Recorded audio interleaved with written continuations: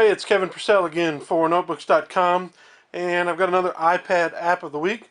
We've been taking a couple of weeks off, but we wanted to show you this one.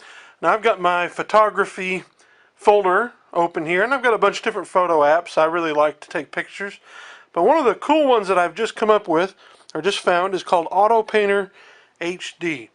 What this does is it takes a regular photograph and it turns it into a painting. Now they've just come up with a neat update. I contacted the developer and said there's a couple things I wish that you could add to this, and crazy enough they added it. And I was really excited to see that.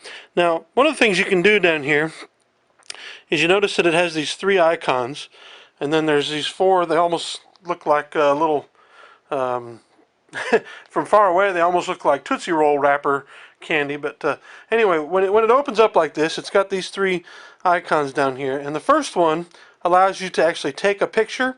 Now I'm not going to take a picture with the camera. I've already got some in here because I wanted to take some nice photos, but the second one that looks like a folder allows you to pick a picture, and so I'm going to find one. This is a recent import. We went up to Lake Lure, which is nearby our house here in North Carolina, and so I just took this picture. It's got a nice little fence there next to a creek with some running water, and what you do is you open it up and then you select one of four different formats that you'd like to have this picture transformed into kind of a painting. And it gives you information right here as to what it does and which ones it's best for. So this one's called Aquarelle, and it's good running colors, water, droplets, traces, and scratches. It's all there. Works on flowers, landscapes, old houses, and people. So let's say we want to pick that, or maybe we'd rather use this one, Benson, a sunny palette with Mediterranean tones, enhance inner light, and color harmony, best for landscapes. Let's go ahead and pick that one because this is not really a landscape, but it's close to it. So you take that, and then what you do is you go ahead and hit the play button. And what it does is it begins to transform this picture and make it look sort of like a painting. Now, I've had mixed results with it. It's a lot of fun to see what happens. Sometimes it works better on certain things than others. But you notice it's taking the picture, and it begins with the first step, which is kind of like preparing the canvas. And then it does what they call the dry reveal. It starts to add a little bit more detail, and you can kind of watch how it's going. It gives you the percentage down here as it increases. And then the third step is where it adds in the detail, and it really starts to come to life, and you can kind of tell what it's supposed to be. Now this one looks like it actually might turn out to look pretty good. In fact, I'd say this might even be better than the original picture. That wasn't one of my favorite pictures that I took while we were on that trip to Lake Lure last week. But you can see it's starting to come together, and it's at 63%. Now, if you wanted to, you could stop it. You say, hey, I like it just like that. I'm going to stop it. But I'm going to let it go all the way as it gets a little bit more realistic. And we're almost there, 97, 98, 99. All right, good.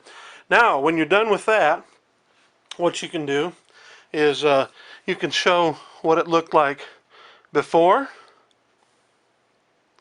and now you look back what it looks like after. If you like the results, but see, now that just saved it to my camera roll. So I've now got this picture in my camera roll, and I can update it. Now let's go back in here and take a look at these. All right, so what these do is after you're done, you say, well, I like it, but it's not quite as good as it could be. And so maybe what you want to do is you want to add some things. Now what you do is you sort of paint the areas that you think need a little bit more detail. So like let's say I decide I want these rapids down here, this stream and these rocks up here, to have just a little bit more detail the next time it goes through. Oh, whoops, I decide I don't like that. Hit that and erases it.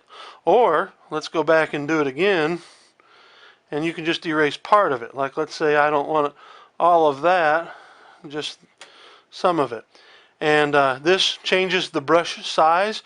For example, there's a large brush, a medium brush, and a slightly finer brush. And then when you're done, you hit the check button and it'll go back to what you want. But I actually sort of like the picture that we had before, and I destroyed it. But you get the idea of it. It's really cool. One of the things, it works well with a few, sometimes it'll work well with pictures of people. So let's go back to this last import. I took some photographs. Alright, there's a picture of my wife.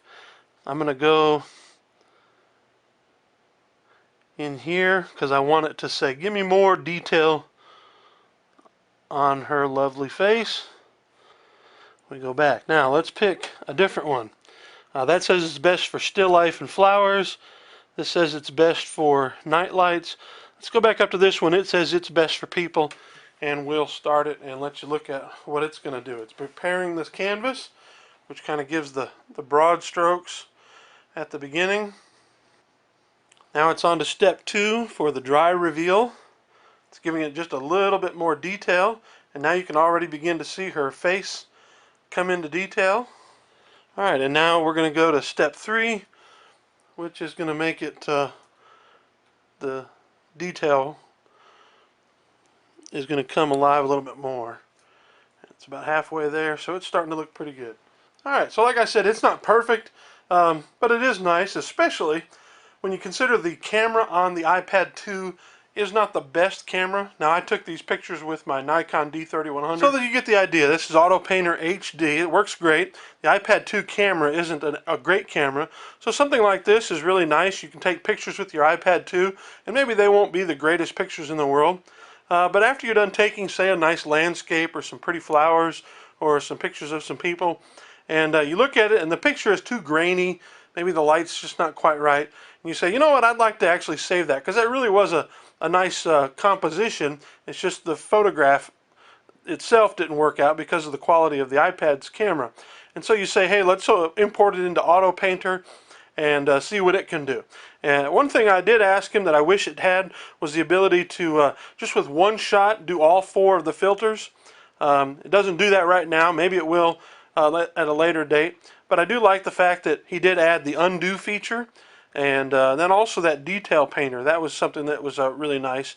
And you can, of course, save it, and then later on, if you want to export it somewhere else and print it, or put it online somewhere, just leave it here on your iPad and show off.